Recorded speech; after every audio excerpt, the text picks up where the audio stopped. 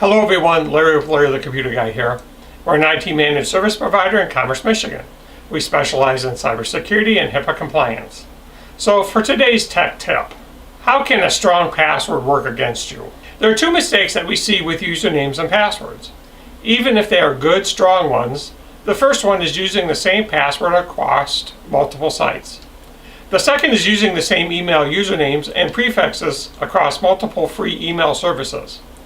For example, someone uses Jimmy67Chevy at AOL.com, Jimmy67Chevy at gmail.com, then at yahoo.com, and then at iCloud.com.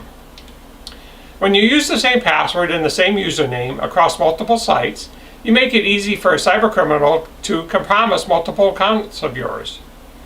With the first part easy to figure out, they can get access to other online services and data, or even spoof your email address to others.